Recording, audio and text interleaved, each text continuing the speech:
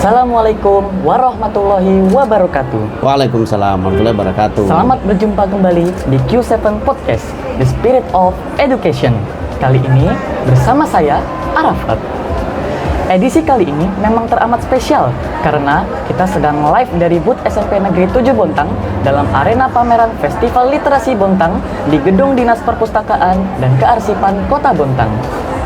Namun, yang paling istimewa adalah tamu kita kali ini. Beliau adalah Bapak Agus Haris Esa, Wakil Wali Kota Bontang. Assalamualaikum Bapak. Waalaikumsalam warahmatullahi wabarakatuh. Alhamdulillah baik. Alhamdulillah Bapak sehat dan senantiasa kita doakan beliau senantiasa bahagia. Amin. Sama-sama ya. Baik Bapak, di Q7 Podcast kali ini sedikit kita ngobrolin seperti apa sih kondisi dan geliat literasi numerasi di Kota Bontang menurut Bapak? Alhamdulillah. Tadi saya sudah sampaikan di sambutan mewakili Wali Kota Bontang bahwa tingkat memahami, cara berpikir, menyaring segala informasi, dan pada akhirnya anak-anak mengambil keputusan kebijakan. Saya melihat anak-anak Kota Bontang ini sudah sangat mumpuni di situ. Nah, sehingga tidak salah kalau di Kalimantan Timur ini menempatkan literasi Kota Bontang itu peringkat pertama.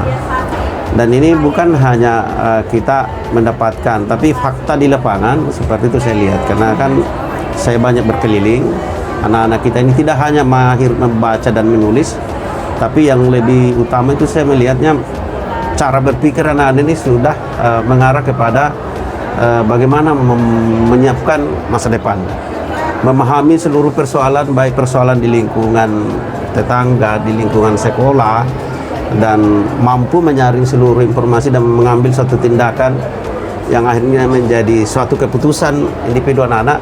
Ya, sudah sangat bagus. Seperti itu saya lihat. Ya. Oke Bapak, pertanyaan berikutnya.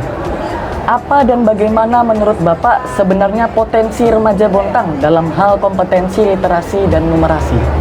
Potensi anak-anak Kota Bontang ini hampir merata di semua sekolah.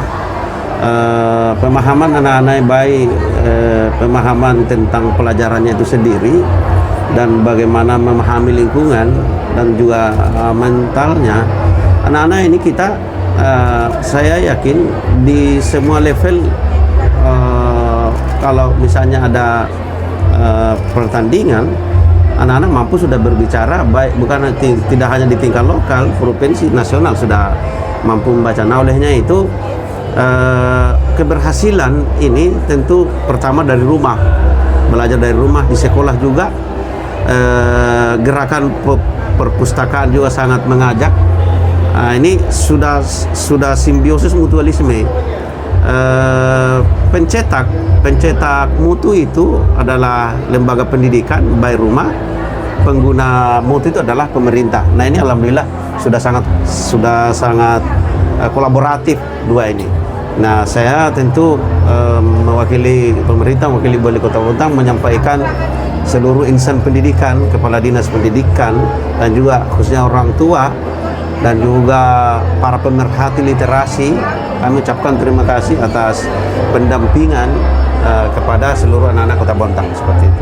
Baik Bapak, selanjutnya bagaimana menurut Bapak dengan sekolah kami SMP Negeri 7 Bontang? Sekolahnya kan begini, kalau sekolah itu sangat bergantung dari guru dan kepala sekolah, karena tidak ada murid yang gagal, itu yang gagal adalah guru. Tidak ada guru yang gagal adalah kepala sekolah. Nah, kalau ditingkatkan lagi, kepala sekolah tidak ada yang gagal adalah kepala dinas. Nah, kita melihat selama ini hierarki dan kolaborasi mulai dari Wali Kota Bontang sudah sangat jelas. Apa yang menjadi konsentrasi arah kebijakan pemerintah Kota Bontang, terutama di dalam visi dan misi, bahwa untuk membangun sebuah peradaban itu, ya tentu manusia yang unggul. Manusia yang unggul inilah menjadi fondasi utama, menjadi bahan pemerintah untuk mencapai kemajuan. Dan kita melihat masa depan Kota Bontang insyaallah semakin tahun ke depan SDM dan calon-calon pemimpin anak-anak Bontang ini kita tidak kekurangan karena berkat pendidikan yang sudah dijalankan seperti itu. Ya. Baik, tidak ingin berlama-lama menyita waktu dan kesibukan Bapak. Last question, pertanyaan terakhir.